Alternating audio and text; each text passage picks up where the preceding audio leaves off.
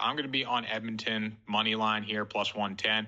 The Oilers showed a ton of poise against the Stars, which gives me confidence in them as a bettor. After going down 0-2, they scored 5 unanswered goals last night. That was really impressive, and we know Edmonton can score, but overall in the playoffs, their offense has not necessarily been what it was in the regular season. But their biggest weakness overall is how they play in the defensive zone and how they are in the net. But this looked good down the stretch in that game last night. Dallas was really shut down. They had no opportunities on offense when you look after they got those 2 goals. Stuart Skinner stayed calm. He was really good in the net. And overall, in this series, he's given up 2 goals or less 3 out of 4 games. So that's a positive there. Edmonton saw that they can get to Jake Ottinger last night. He is beatable. They know that now. That was the first time they really got the best of him. So I'm looking forward to seeing if they can do it again in the game 5 here. I'm believing that they can. That's why I'm going to take them on the money line here. And for the value, if they can continue to put together what they did last night and do that game 5, game 6, they have a really good chance to not only win this game, but win the series. So I actually went back to the drawing board a little bit here, Greg. On your podcast, I gave out Orioles to win the American League East, but you can do one better here and pick the Orioles to earn the 1 seed in the American League. 2-1 to get them for the American League East. It's plus 340 right now to get them to earn the 1 seed. And they did that last season, so they have the confidence that they can do it once again. There's a few teams we need to discuss that could be in their way. Obviously, the Yankees are one of those teams. We'll save them for a minute here. But you need to give Cleveland and Kansas City their respect. They've played really good baseball so far this season. The Guardians have been fantastic. The Royals, they've been pretty good as well. And while they are really good teams, I just don't trust them down the stretch to have that sustained success like the Yankees or the Orioles. Somebody that would oppose me here might say, well, the AL Central isn't the best division in the world. But at the same time, too, the American League East is not the AL beast that we knew from last season. The Blue Jays have really calmed down a lot. The Tampa Bay Rays just don't seem to have it.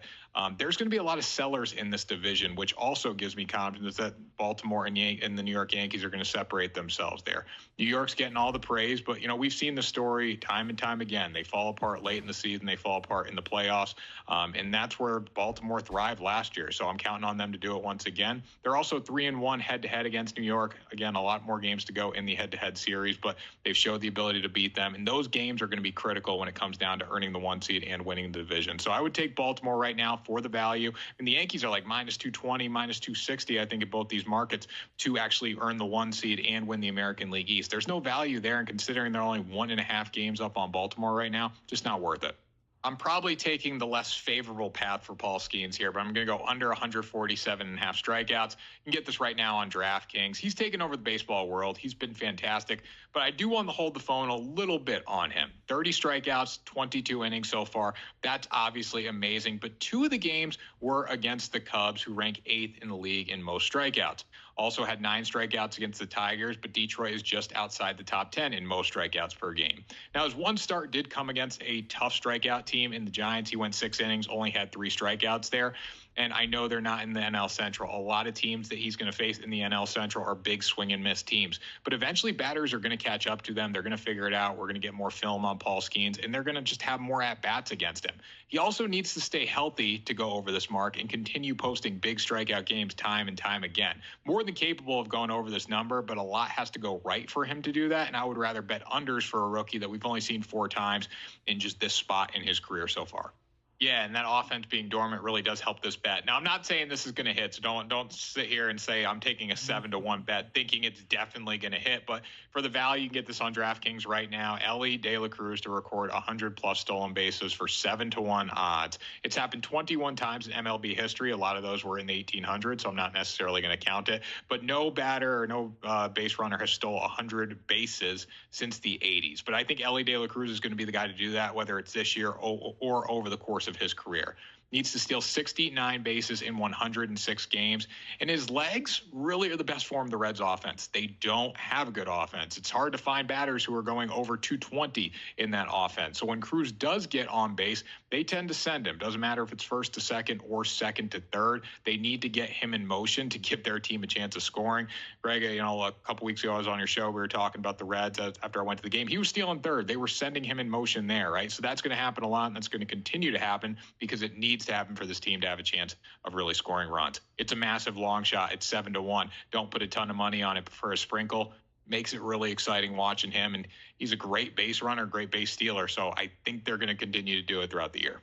Yeah, usually when that's the case, I like going with the team that has the familiarity in the Padres here. So Dylan Cease going to take the ball for them, though. The real reason that I'm betting on San Diego in this spot is really Dylan Cease. He has been fantastic this season, just 5-4, but a 3.29 ERA, 0.96 WHIP, over 65 innings. He struck out 82 batters. Kansas City has been really good limiting strikeouts, but Cease is definitely good enough to get the best of any offense here.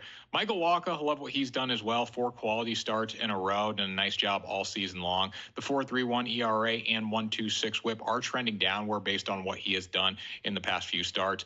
The Padres, they really don't have to worry about the strikeout ability with Wacha. One, because they've seen him. Two, because he's just not that dominant of a pitcher when it comes to power. He relies on location, and the Padres have been successful against those pitchers this season. Both offenses pretty comparable, but the starting pitching should be enough to get over the hump. And to top it off, if you really want to talk about Cease on the road, he's been fantastic, 4-0 with a 2.45 ERA. So keep that in mind when betting on this game.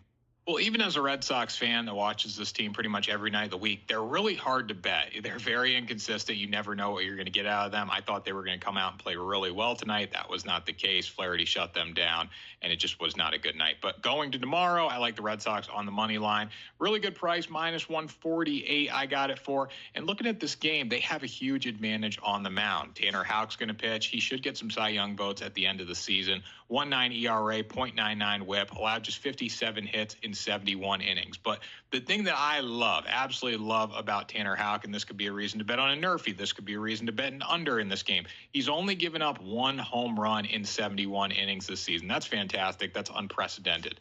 Looking at Kenta Maeda, he's coming off a really good start against the Blue Jays, but Boston should be able to hit him. If they don't, I don't know what to say. Maeda's 2-1 with a 5.8 ERA, a 1.32 WHIP, only 24 strikeouts in 35 innings. So the Red Sox don't really have to worry about that strikeout ability, which should allow them to relax and sit back at the plate. But again, with this Boston team, you're getting a lot of inconsistency night in, night out. So it does make them hard to bet. However, here with their ace on the mound in Tanner Houck, who is just 4-5, which is a slight concern considering how well he's pitched. If the Red Sox put a few runs up on the board, he is good enough to shut the door and keep the scoring limited for the Tigers and get a win for Boston.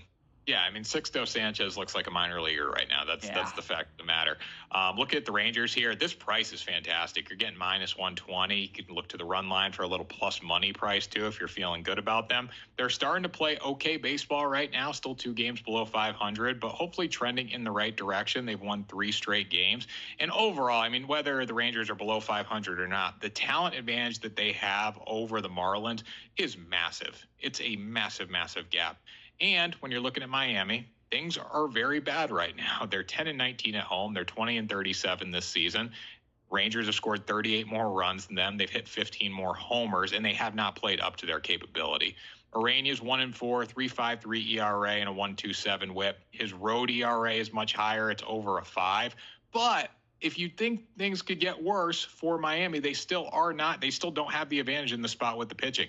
Sixto Sanchez at home, 6.25 ERA and a 1.54 WHIP. That's not good. Ureña's not good on the road, but Sanchez is just terrible at home. So for the plus money price, offensive advantage, slight pitching advantage, and a bullpen advantage, no brainer for me, but to go with the Texas Rangers.